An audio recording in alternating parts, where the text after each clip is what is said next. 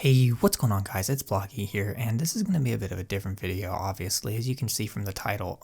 This is definitely a interesting video. I know it's got nothing to do with anime or anything. I will be getting back to normal videos next week, but this is a very important video for me to make, as it is the 5-year anniversary of the day that what happened in the title happened, and I just want to talk about it. Yeah, I hope you guys are having a good holiday as well, because, I know some people, celebrate Christmas. I don't personally, but if you guys do, hope you guys are having a good holiday or whatever. Alright, let's jump right into the story. Now, for a little bit of context, I saw doctors pretty much my entire life up until the day that this happened, and they always used to tell me that my problems was always in my head, and that it was never really a physical problem, and they never really bothered to check. I remember I had like 6, 7, 8, 9, 10, I don't even know how many x-rays I had, and somehow they never caught it until they finally caught it, guess what? Having an x-ray. And so I don't understand exactly, how they missed it literally like 100 times, but, whatever, that kind of stuff happens. But, they always used to say it was just in your head, and you need to, whatever, figure out what your problem is and then fix it, but it wasn't in my head. Now,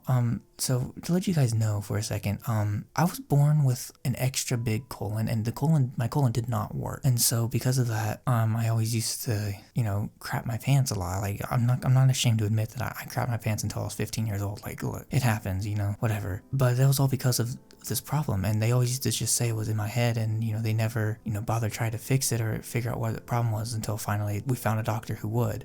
But by the time that we found this doctor, sadly, it was already too late. So a couple months after we found this doctor, my colon actually exploded, and it sucks because I was in a lot of pain that day, obviously. I remember everything that was happening that night this happened. So I remember on the night it happened, I was making a video. I was ranking like Christmas Pokemon or whatever, because I used to run a Pokemon channel, and so I was like ranking Pokemon that were like Christmas themed or whatever, right? And so I was editing the video, I was doing that, I was taking a small break, I was doing a nice rewatch of Fairy Tail, because at the time Fairy Tail was one of my favorite anime. Still like it, but it's not one of my favorites now. But I was rewatching Fairy Tail. I even remember the episode I was on. I was on the episode where they come back from the time skip, basically, right? And they were doing that kind of stuff. So I remember I was watching that episode, and I was taking a small break, and then all of a sudden I got a really, really sharp pain in my stomach, and I didn't know what it was. And so a lot of the time, what I do when I'm like sick or in pain is I go to the bath and I just, take a nice hot shower and a hot bath or whatever, and just sit there, because it always makes me feel better. I don't know if it does that for you guys or whatever, but it does for me. I always do that when I'm sick or, in pain or whatever. And so that's what I did. And I had to have sat there for like 2 hours.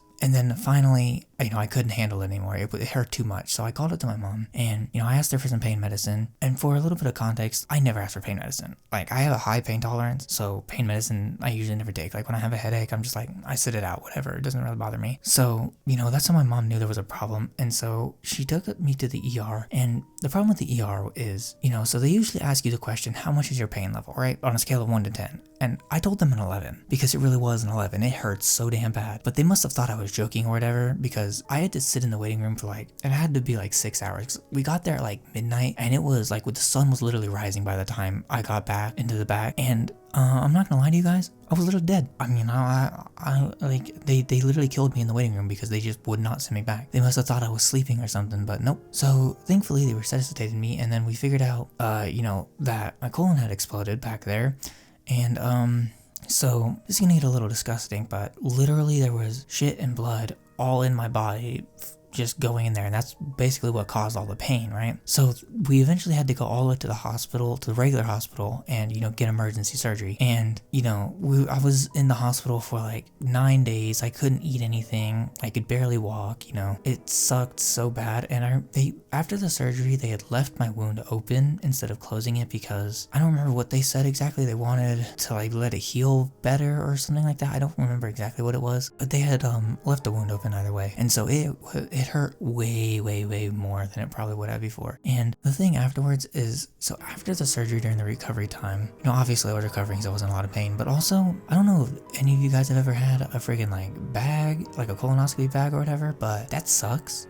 It sucks really bad. That crap leaks all over the place. It's gross. It fills up a lot. It's not fun. That's all I can say, is that it's definitely not fun. Would not recommend. And I had to have that bag on for like 6 months, because because I remember it was like June when we had my recovery surgery, so we had to get the bag off and for them to reconnect everything. So it was about 6 months that I had that bag on, and it was, probably the worst 6 months of my entire life. I mean, this kind of stuff happens. I just wish, doctors and, nurses and stuff would take their jobs more seriously. I know there are some good doctors out there, obviously. The doctor we found in the end was a really good guy, and he really helped us out for a long time, even after the surgery. He kept tabs on everything and checked me out and everything for a while until I was in the clear, which is, nice. It was really awesome of him to do that.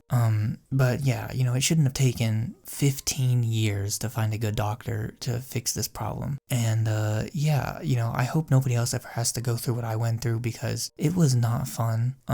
It was brutal, it was terrible, and I really hope that, in the future everybody can get, the treatment they need, because it's just not acceptable for somebody to go through what I went through. But yeah, I hope you guys enjoyed this story. I've been thinking about wanting to do more storytime videos, but I don't know, you guys can tell me if you liked it or not. Next week I will be getting back to normal anime videos and stuff. I'm not going to be telling you exactly what I'm going to be making, but it's going to be a good review, I can tell you that. But yeah, we're going to be getting back into regular anime videos next week, so you look forward to that. And yeah, I hope you guys have a good Christmas or a good holiday, whatever. And yeah, see you guys next week. Bye.